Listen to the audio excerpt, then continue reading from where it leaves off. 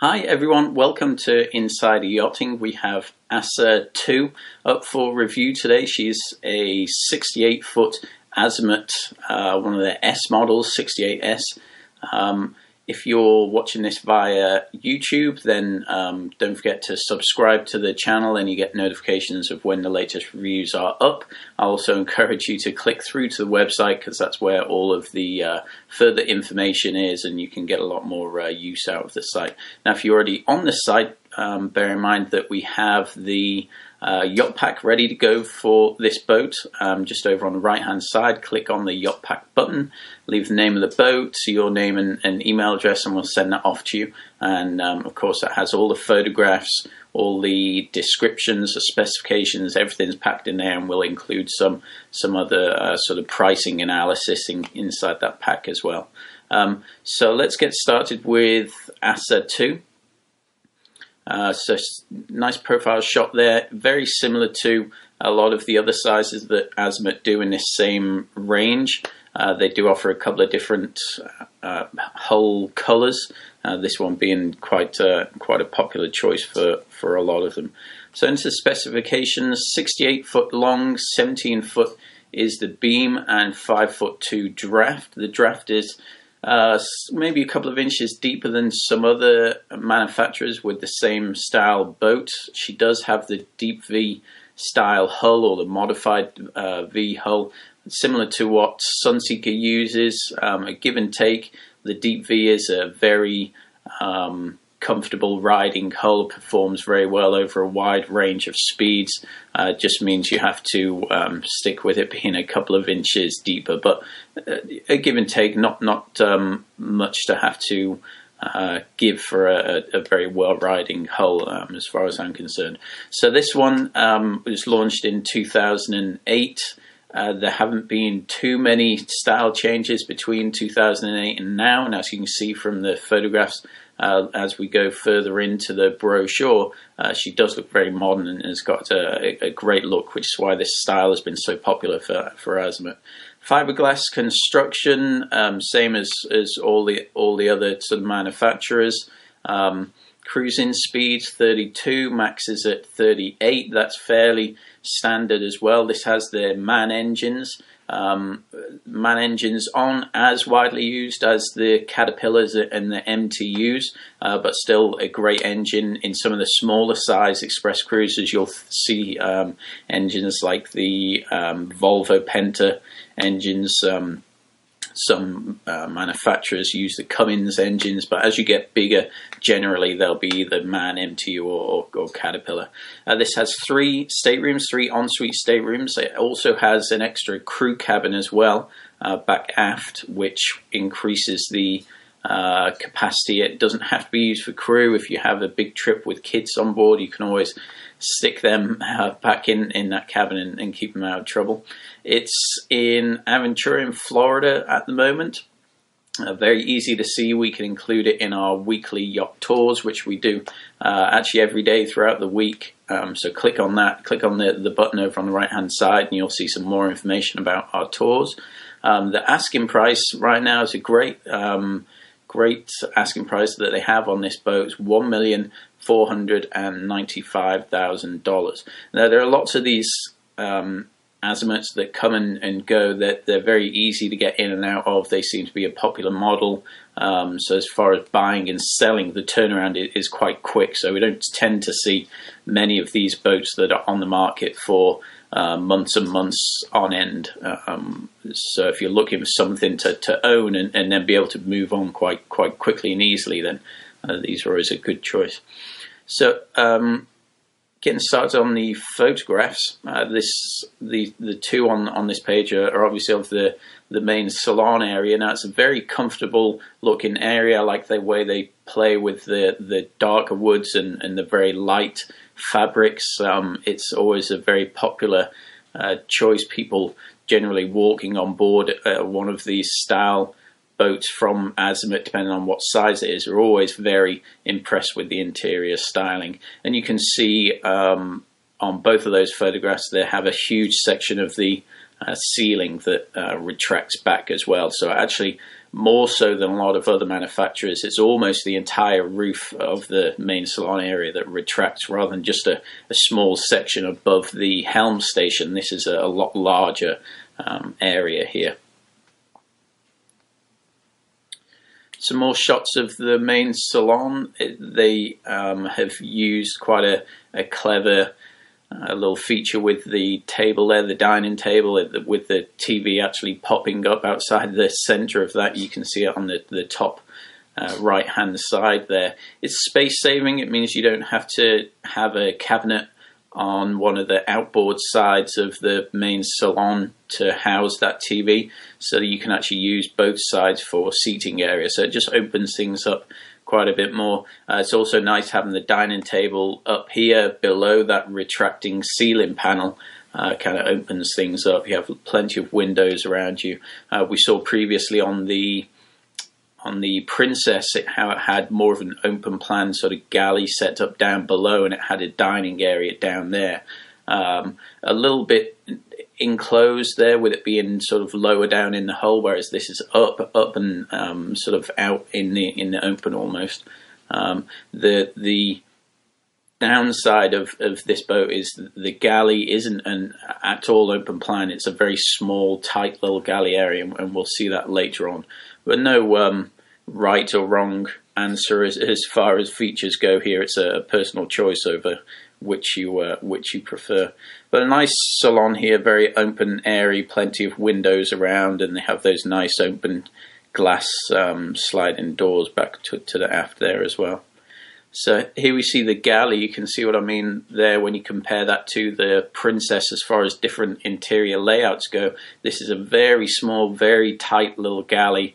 Literally nothing else goes on in this area apart from cooking the food and taking it up to the social areas, as opposed to the Princess, where we saw it was a little sort of gathering area in and on itself.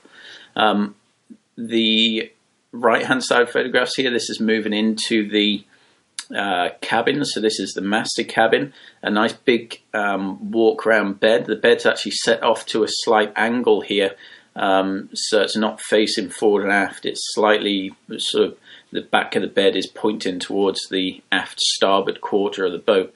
So the windows there that you see just above it were the windows that we saw in the profile shot on the front page of this.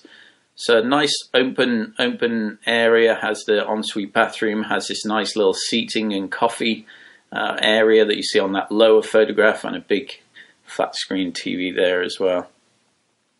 Some more photographs of the master cabin there on the left.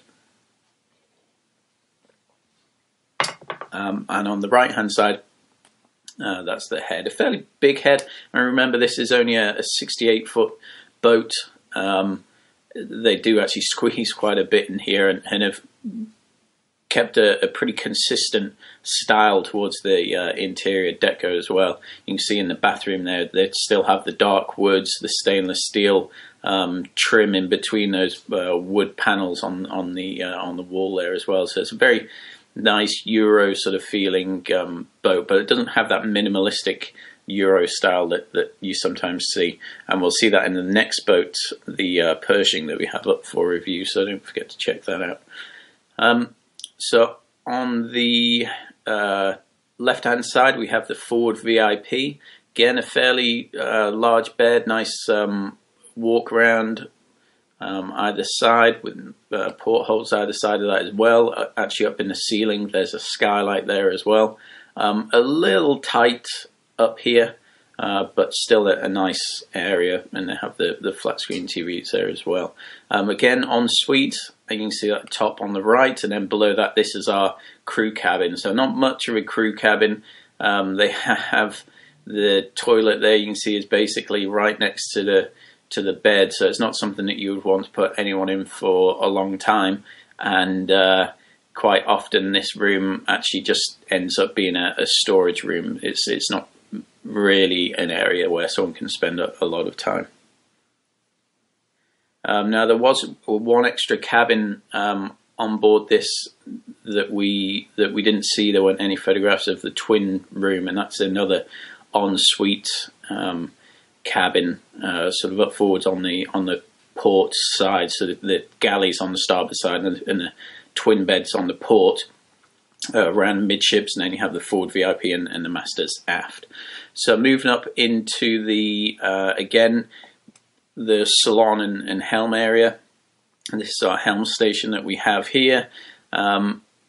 It's a great setup. They do have sort of the windows that can slide down there. So what a lot of people do when they're docking this is they'll actually be outside, and then they'll slide that window down and have control of the throttle controls and things right there.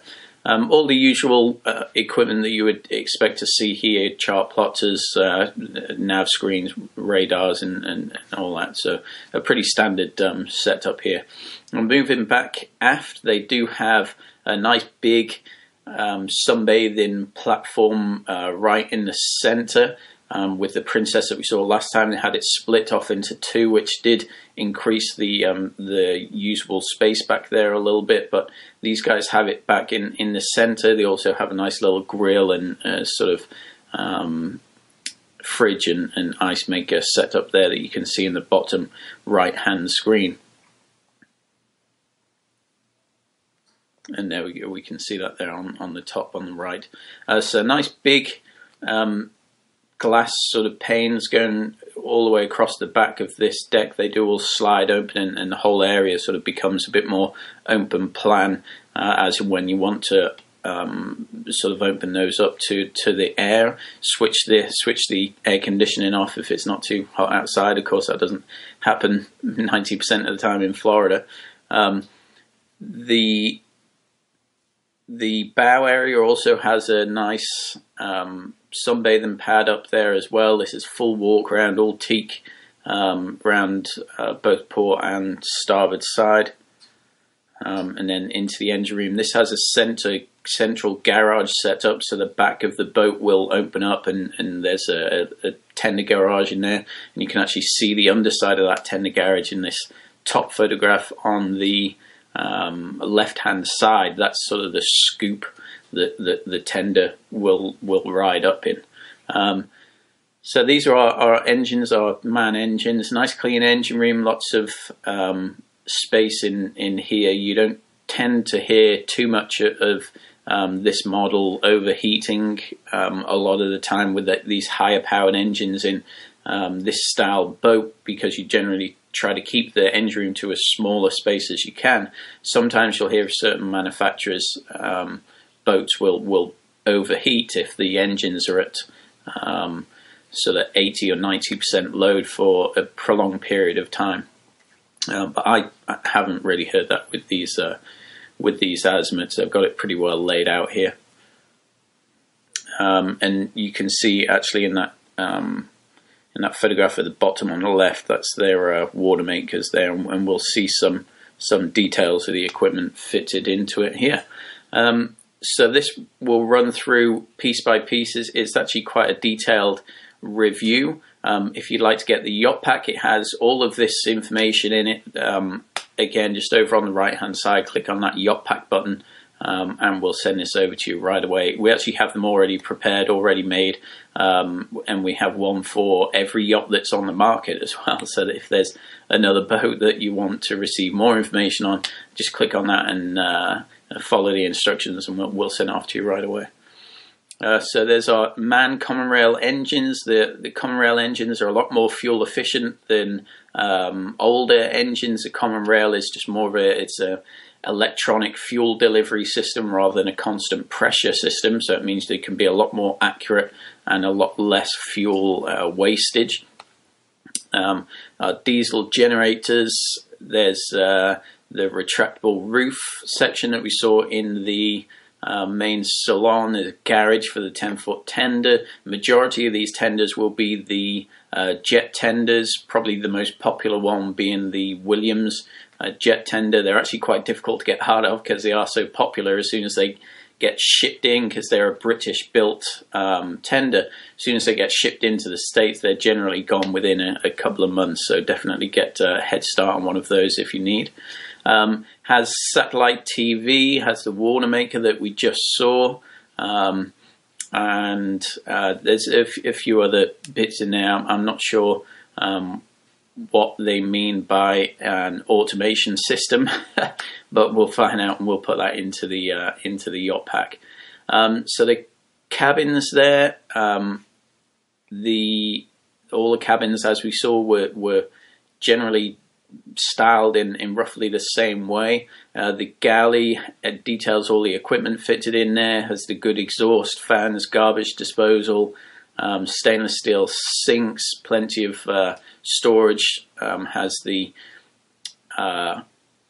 dishwashers and fridge freezer drawers, ovens in there, so plenty of equipment there. It's very compact down there, so if you're looking for more of an open kitchen or open galley layout, then this probably isn't the boat for you.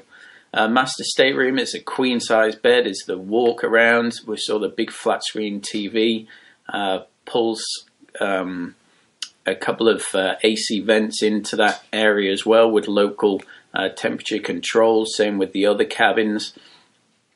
Master bathroom, we saw all of the nice detailing in there as well.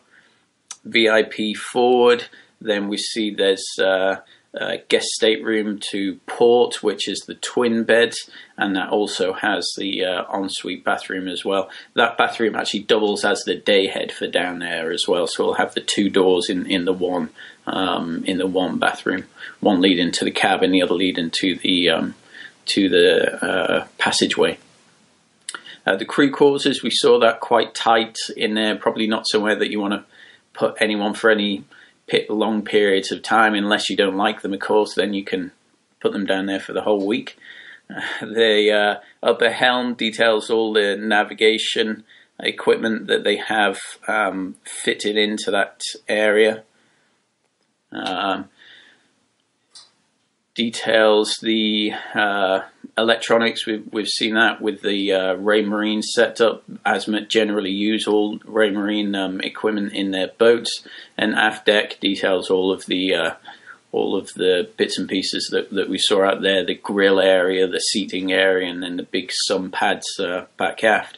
It does mention here the bottom paint was new in 2011, so you would probably want to pull that out within the next couple of years to probably repaint that. Usually 4 or 5 years is, depending on the usage of the boat, is about the lifespan for bottom paint. So the engine room equipment, 152 hours on those MAN engines, is very low usage on those.